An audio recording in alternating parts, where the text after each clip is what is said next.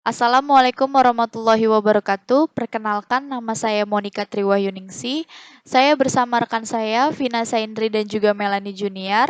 Kami dari kelas 642B26 ingin mempresentasikan mengenai utang jangka panjang untuk melengkapi tugas akuntansi keuangan menengah dan juga praktik. Baik, selanjutnya kita akan masuk ke pembahasan. Pembahasan yang pertama akan dibacakan oleh rekan saya Melanie Junior. Beliau akan menjelaskan tentang pengertian utang jangka panjang, contoh-contoh utang jangka panjang, dan pencatatan pengeluaran obligasi. Dan yang kedua ada saya sendiri, Monica Triwahyuningsi, akan menjelaskan materi tentang penjualan obligasi dengan cara dipesan, pengertian amortisasi agio dan disagio, dan yang terakhir pencatatan utang obligasi. Selanjutnya, rekan saya, Vina Saindri, akan menjelaskan materi tentang pelunasan obligasi jatuh tempo, obligasi yang ditarik dari peredaran, dan pertukaran obligasi. Baik, selanjutnya akan dijelaskan oleh Melanie Junior. Kepada Melanie Junior, saya persilakan. Terima kasih. Baik, terima kasih Monik atas kesempatannya. Untuk pembahasan yang pertama di sini ada pengertian utang jangka panjang, yaitu salah satu produk utang yang pembayarannya atau pelunasannya diberikan tenggat waktunya cukup lama, atau bisa dibilang waktu pelunasan dan pinjaman cukup lama. Waktu pelunasan yang diberikan juga lumayan lebih lama, bisa lebih dari 1 tahun. Biasanya pihak yang memberikan pinjaman utang jangka panjang adalah bank, investor, maupun perusahaan lain. Nantinya uang ini akan digunakan untuk pembelian alat, menggaji karyawan, pemasaran, operasional, produksi, dan pengembangan riset. Untuk selanjutnya ada contoh hutang jangka panjang. Yang pertama ada hipotek, menjadi salah satu hutang jangka panjang dengan menggunakan jaminan aset tetap dan barang berharga tidak bergerak. Aset yang dimaksud bisa berupa tanah, bangunan gedung, perlengkapan kantor, mesin, hak cipta, sampai sertifikat tanah. Untuk yang kedua ada hutang obligasi. Hutang jangka panjang yang cara pemberian pinjamannya melalui atau menggunakan surat-surat berharga obligasi. Hutang ini umumnya dilakukan berdasarkan perjanjian beserta dengan nominal hutang yang dicantumkan dalam surat obligasi. Yang ketiga ada wesel bayar jangka panjang, long term notes atau wesel bayar jangka panjang, wesel yang diterbitkan untuk mendapatkan pinjaman uang. Konsepnya tidak jauh berbeda dengan wesel jangka pendek, namun wesel jenis ini memiliki jangka waktu lebih panjang. Baik, selanjutnya contoh yang keempat ada kewajiban lease, merupakan sebuah kesepakatan sewa di mana pihak penyewa sudah sepakat dengan pihak lesor untuk membayar sewa atas penggunaan aset. Yang kelima ada dana pensiun. Kewajiban pensiun masuk pada hutang jangka panjang karena dana pensiun ini diberikan secara berkala. Jadi, ada iuran yang perlu disetorkan secara berkala ke dana pensiun yang ada, sehingga ini masuk menjadi salah satu hutang panjang. Yang terakhir ada perjanjian dengan pembayaran angsuran. Semua perjanjian yang menggunakan sistem pembayaran angsuran, periode atau jangka waktu angsuran yang membuat perjanjian tersebut disebut sebagai hutang jangka panjang. Selanjutnya kita masuk ke pencatatan pengeluaran obligasi. Di sini adalah salah satu contoh pencatatan pengeluaran obligasi, yaitu pada tanggal 1 Januari 2005, PT Bumi merencanakan pengeluaran obligasi sebesar 1 juta dengan bunga 10% per tahun. Obligasi akan dijual pada waktu yang berbeda-beda, tergantung pada kebutuhan uang. Misalnya terjadi transaksi seperti jurnal berikut. Baik, untuk pencatatan yang pertama, yaitu yang dicatat hanya obligasi yang terjual. Transaksi tanggal 1 Januari 2005 merencanakan pengeluaran obligasi 10% 1 juta. Di jurnal itu tidak ada jurnal. Untuk transaksi 1 April 2005, obligasi nominal 700.000 dijual dengan kurs 105, di jurnal kas 735.000, utang obligasi 700.000, agio obligasi 35.000. Untuk transaksi 18 Juli 2005, obligasi nominal 100.000, dijual dengan kurs 99%.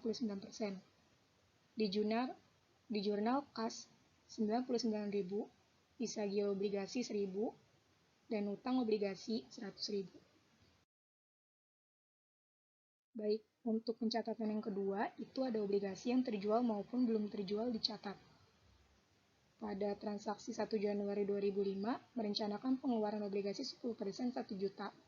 Di jurnal, obligasi yang belum terjual 1 juta, otorisasi utang obligasi 1 juta. Untuk transaksi 1 April 2005, obligasi nominal 700.000 dijual dengan kurs 105.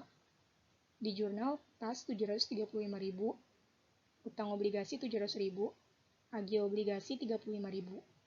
Untuk transaksi 18 Juli 2005, obligasi nominal 100.000 dijual dengan kurs 99%. Di jurnalnya, kas 99.000, disagio obligasi 1.000, utang obligasi 100.000. Baik, untuk slide selanjutnya akan dibacakan oleh rekan saya, Monica Triwayuningsi. Saya persilakan. Ya, baik. Terima kasih sebelumnya kepada rekan saya Melanie Junior atas kesempatannya. Selanjutnya saya akan menjelaskan tentang penjualan obligasi dengan cara dipesan. Obligasi juga bisa dijual dengan cara dipesan terlebih dahulu.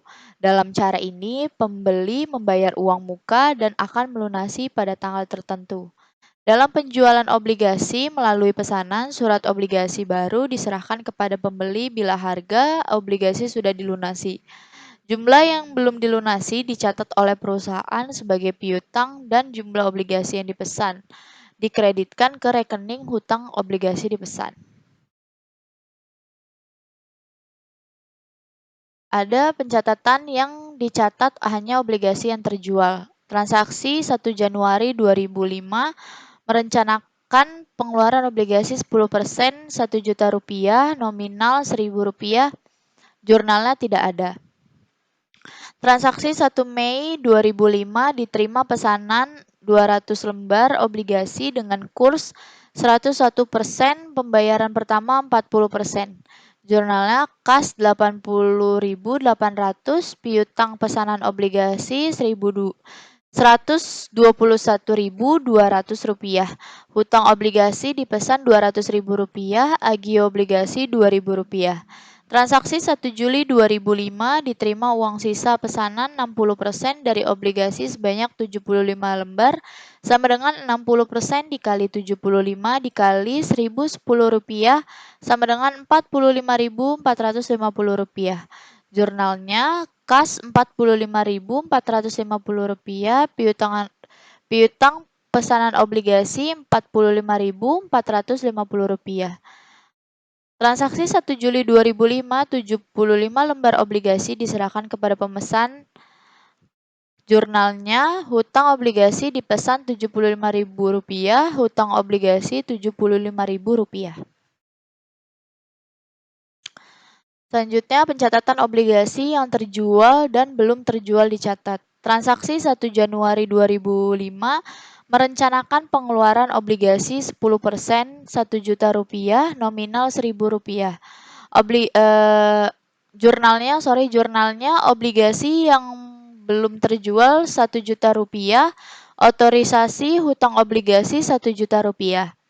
Transaksi 1 Mei 2005 diterima pesanan 200 lembar obligasi dengan kurs 101%, pembayaran 40%. Jurnalnya kas 80.800, piutang pemesanan obligasi 121.200 rupiah. Hutang obligasi dipesan 200.000 rupiah, agio obligasi 2.000 rupiah. Transaksi 1 Juli 2005 diterima uang sisa pesanan 60% dari obligasi sebanyak 75 lembar sama dengan 60% dikali 75 dikali 1.010 rupiah sama dengan 45.450 rupiah.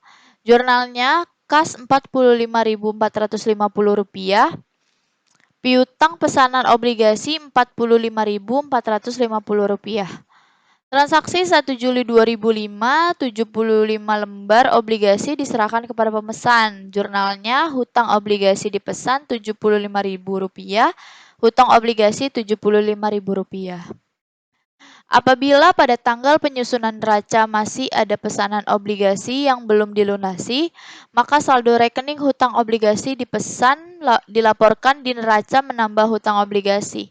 Sedangkan rekening piutang pesanan obligasi dilaporkan dalam kelompok aset lancar jika akan dilunasi dalam masa 1 tahun. Jika lebih dari 1 tahun, maka dilaporkan di aset lain-lain. Rekening agio obligasi menambah hutang obligasi dalam neraca, sedangkan disagio dilaporkan mengurangi hutang obligasi. Lalu selanjutnya masuk ke pengertian amortisasi agio dan disagio. Amortisasi adalah sebuah proses pengurangan nilai dari suatu aset yang bersifat tetap.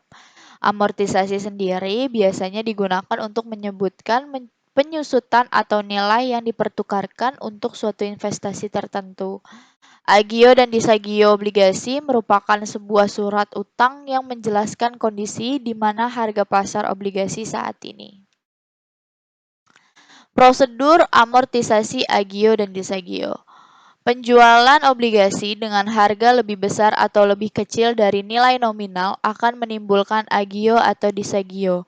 Agio atau disagio merupakan penyesuaian terhadap tarif bunga nominal karena tarif bunga obligasi tidak sama dengan tingkat bunga di pasar. Dengan kata lain, agio atau disagio merupakan kapitalisasi dari perbedaan tarif bunga obligasi dengan tingkat bunga umum selama umur obligasi.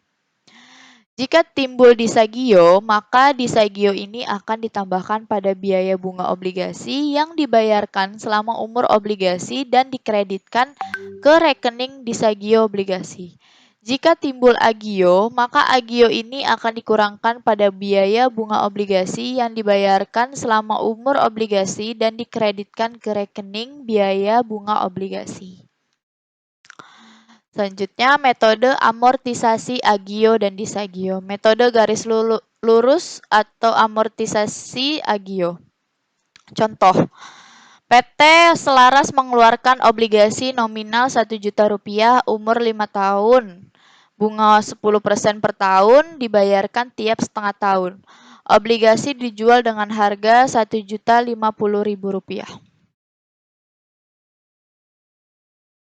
Berikut tabel perhitungan amortisasi agio metode garis lurus. Nampaknya sebagai berikut ya. Dari tabel di atas dapat dilihat bahwa biaya bunga yang dibebankan setiap periode adalah sebesar bunga yang dibayarkan dikurangi dengan amortisasi agio untuk periode yang bersangkutan. Nilai buku bisa dihitung dari nilai nominal ditambah dengan jumlah agio yang belum diamortisasi. Bila obligasi dijual dengan harga di bawah nilai nominal sehingga ditimbul disagio, maka beban bunga periodik dan nilai buku obligasi dihitung dengan cara berikut. Biaya bunga sama dengan bunga yang dibayarkan ditambah disagio. Yang kedua, nilai bunga obligasi sama dengan nilai nominal dikurangi disagio yang belum diamortisasi. Selanjutnya, metode garis lurus amortisasi disagio. Contoh, PT Larasati mengeluarkan obligasi sebesar nominal 1 juta rupiah umur 5 tahun, bunga 10% dibayarkan tiap setengah tahun. Obligasi dijual dengan harga Rp925.000. Tabel perhitungan amortisasi disagio obligasi metode garis lurus akan nampak sebagai berikut. Seperti ini tabel perhitungannya. Lalu selanjutnya, selain menggunakan metode garis lurus untuk amortisasi agio atau disagio, perusahaan bisa menggunakan metode bunga efektif. Metode bunga efektif memberikan hasil perhitungan yang lebih teliti dibandingkan dengan metode garis lurus walaupun perhitungannya lebih rumit. Biaya bunga efektif tiap periode tidak sama besarnya. Biaya bunga tiap periode dihitung dengan mengalihkan tarif bunga efektif dengan nilai buku obligasi. Nilai buku obligasi adalah nominal obligasi ditambah agio atau dikurangi disagio obligasi yang belum diamortisasi. Selanjutnya, metode bunga efektif agio. Contoh, PT Larasati mengeluarkan obligasi nominal Rp1.000.000 umur 5 tahun. Bunga 10% per tahun dibayar tiap setengah tahun. Obligasi dijual pada awal periode dengan harga Rp1.081.105. Pembeli mengharap bunga efektif atau seperti yang berlaku di pasar sebesar 8%. Harga jual obligasi sebesar Rp1.081.105 dapat dihitung sebagai berikut. Nilai jatuh tempo Rp1.000.000, nilai tunai Rp1.000.000, bunga 8%, 5 tahun sama dengan Rp675.560 periode 1. Nilai tunai bunga Rp50.000, 10 kali tiap setengah tahun, tarif 8% sama dengan Rp405.545 periode 2. Harga jual obligasi Rp1.081.105. Agio obligasinya 81. Lalu selanjutnya ada metode bunga efektif agio. Contoh, PT Larasati mengeluarkan obligasi nominal Rp1.000.000. Umur 5 tahun, bunga 10% per tahun dibayar tiap setengah tahun. Obligasi dijual pada awal periode dengan harga Rp1.081.105. Pembeli mengharap bunga efektif atau seperti yang berlaku di pasar sebesar 8%.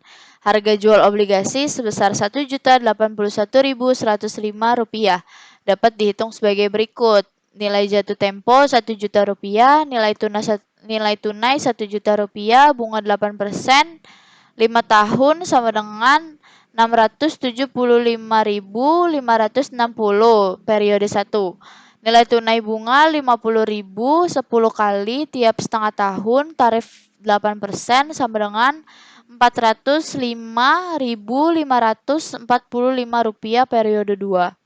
Harga jual obligasi Rp1.081.105.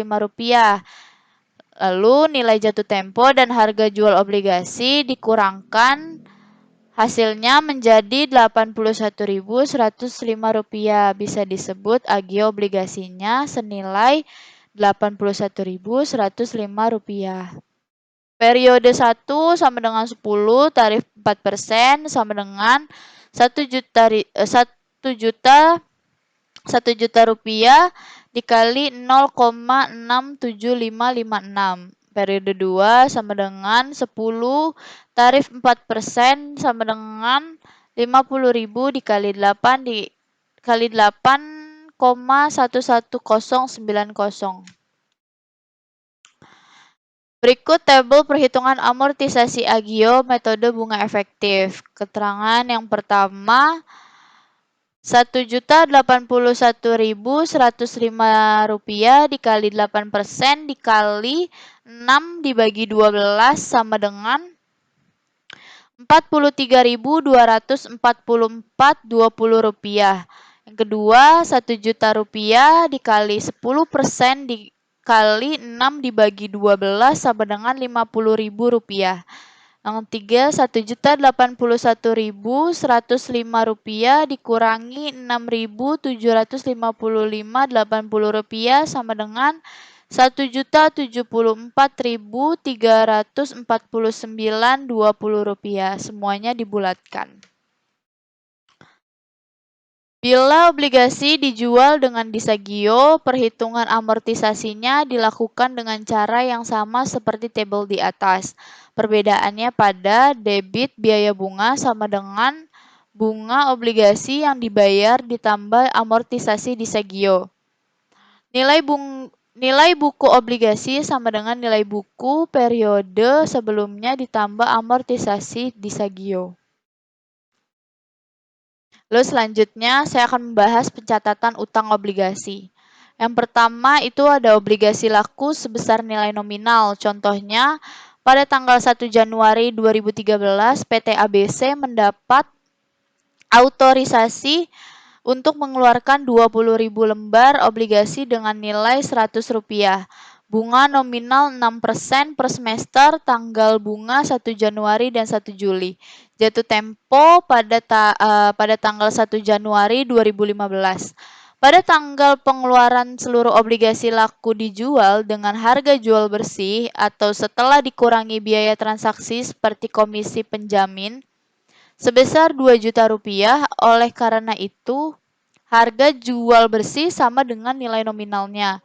Maka bunga efektif sama dengan bunga nominal yakni 6% per semester.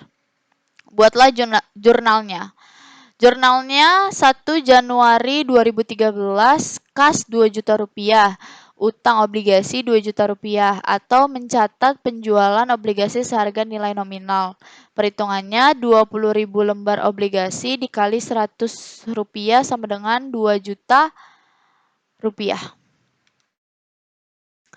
Yang kedua, obligasi laku di atas nilai nominal. Pada tanggal 1 Januari 2013, PT ABC mendapat autorisasi untuk mengeluarkan 20.000 lembar obligasi dengan nilai Rp100.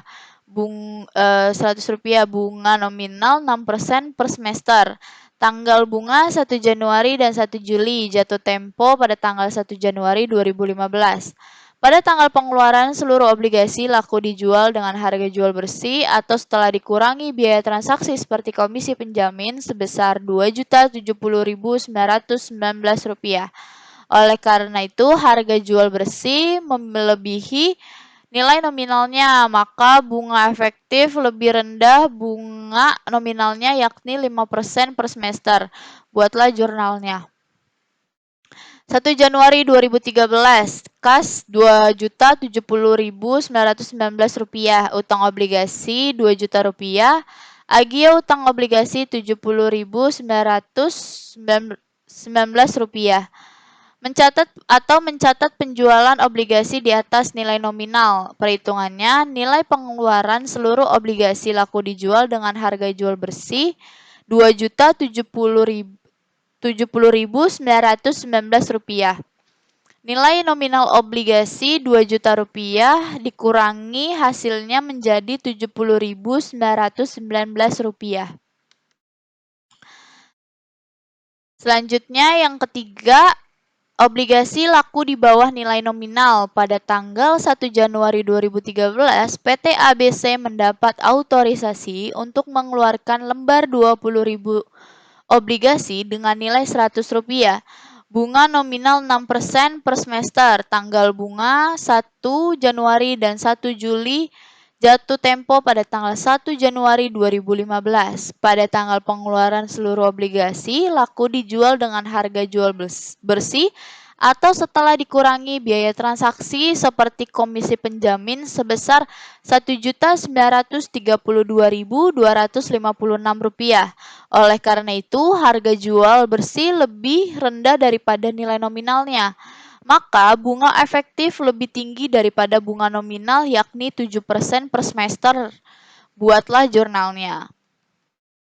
1 Januari 2013, kas Rp1.932.256. Disagio utang obligasi Rp67.744. Utang obligasi Rp2 juta, atau mencatat penjualan obligasi di bawah nilai nominal. Perhitungannya, nilai pengeluaran seluruh obligasi laku dijual dengan harga jual bersih Rp1.932.256. Nilai nominal obligasi Rp2 juta, hasilnya Rp67.744. Baik, selanjutnya akan dilanjutkan oleh rekan saya, Vina Saindri.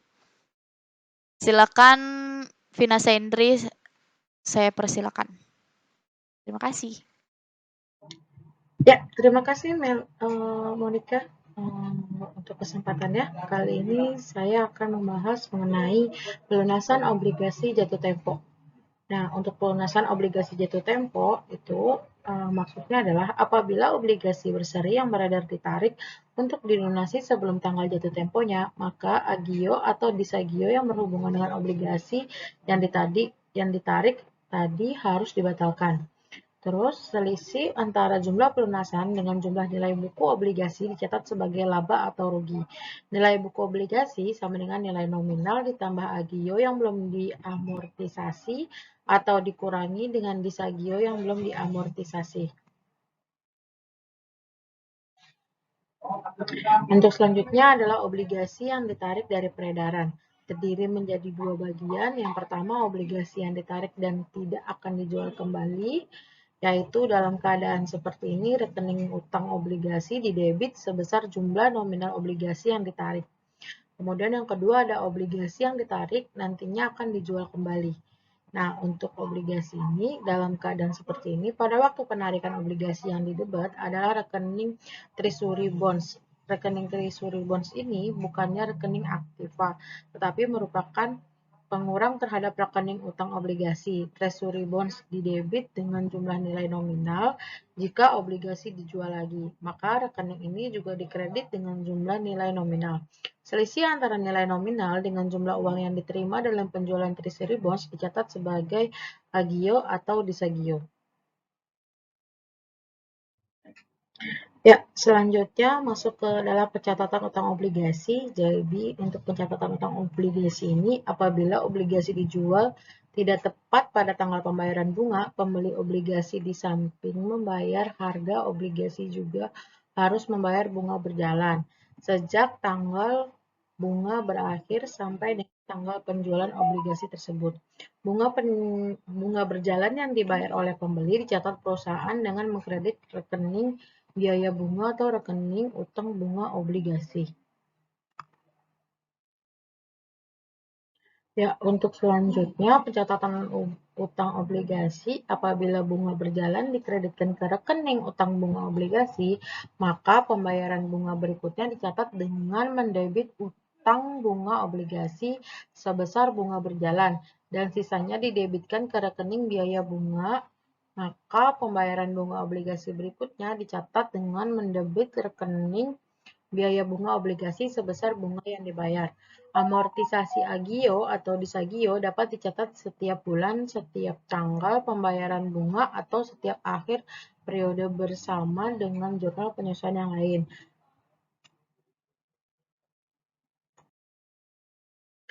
Untuk selanjutnya adalah pertukaran obligasi. Nah, kadang-kadang obligasi yang dikeluarkan dapat ditukarkan dengan saham perusahaan yang mengeluarkan obligasi. Apabila terjadi pertukaran obligasi dengan saham, maka pada saat pertukaran perlu dipertimbangkan adanya agio atau disagio. Obligasi yang belum diamortisasi atau dikurangi karena agio atau disagio yang belum diamortisasi ini akan mempengaruhi besarnya nilai buku obligasi. Begitu juga perhitungan bunga berjalan atas obligasi yang ditukarkan, karena bunga berjalan ini akan tetap dibayarkan pada saat terjadinya pertukaran. Nah, untuk saham yang dikeluarkan untuk menukar obligasi bisa dicatat dengan menggunakan salah satu cara di bawah ini.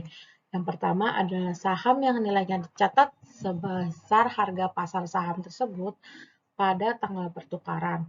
Kalau ada selisih antara harga pasar saham dengan nilai obligasi, dicatat sebagai laba atau rugi pertukaran. Yang kedua, saham yang dikeluarkan nilainya dicatat sebesar nilai buku obligasi yang ditukarkan. Jadi dalam cara ini tidak ada laba atau rugi pertukaran. Ya, demikian presentasi dari kelompok 8. Saya dan rekan-rekan saya mengucapkan banyak-banyak terima kasih atas perhatian teman-teman semuanya karena sudah menonton video ini. Wassalamualaikum warahmatullahi wabarakatuh. Terima kasih.